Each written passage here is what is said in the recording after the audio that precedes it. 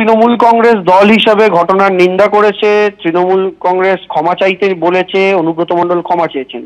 প্রশাসনিকভাবে পুলিশের মতো করে অ্যাকশন নিয়েছে। গালাগালি দেওয়ার জন্য ভারতবর্ষের শেষ আইনি গ্রেফতারটা আপনারা কে কবে দেখেছেন?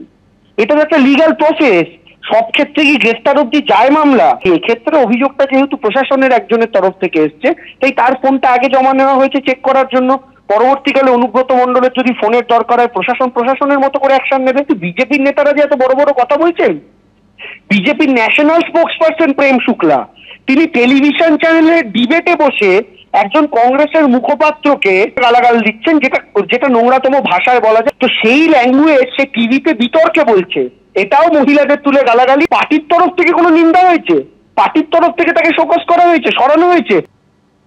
আপনারা জানেন যে গোটা বিতর্কের সূত্রপাত হয়েছিল অনুব্রত মণ্ডল হুমকি ফোন করেছিলেন যখন বোলপুরের আইসিকে।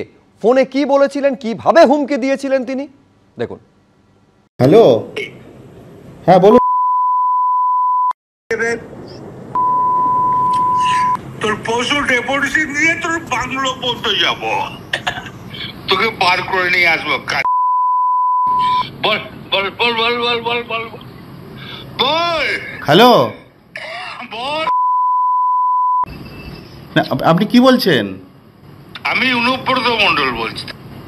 বল বল বল বল বল। তুই ফোনে রেকর্ড করছিস, আমি সব জানি। না না, পশু যখন ডেপুটেশন দেবে না, তোকে কোয়ার্টার থেকে মারতে মারতে নিয়ে আস। না কি হয়েছে, মানে ঘটনাটা কি জানিস না সিঙ্গিতে কি হয়েছে? হ্যাঁ হ্যাঁ, এই পশু তো কাল পশু ডেপুটেশনের ডেট কর, বার করে 13,000 বোলপুরের লোক হয়েছে না? 13,000 12,000 লোক হয়েছিল বোলপুরে। প্রচুর লোক। কথা বলেছি তোর মাকে হচ্ছে রে বউকে। আপনি আপনি আপনি একজন দায়িত্বপ্রাপ্ত লোক, আপনি এভাবে কথা বলছেন? তোর ডেপুটেশন, পশু ডেপুটেশন ডেট কর, ওকে অফিস থেকে ওই ঘর থেকে বার করার দায়িত্ব আমার।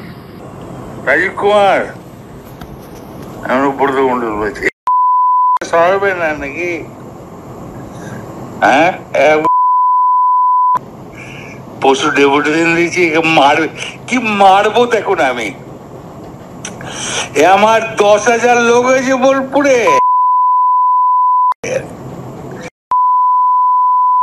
10,000 12,000 লোক হয়েছে। এক কাজলের গু খায়, তাই না?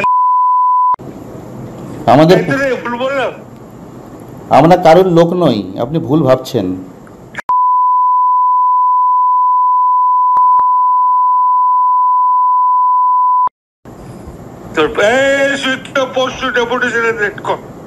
আমি যাবো থানাতে, ওর চুলের মুঠি ধরে আমি বার করে নিয়ে আসবো ওখান থেকে। আপনি এভাবে কেন বলছেন? হ্যাঁ,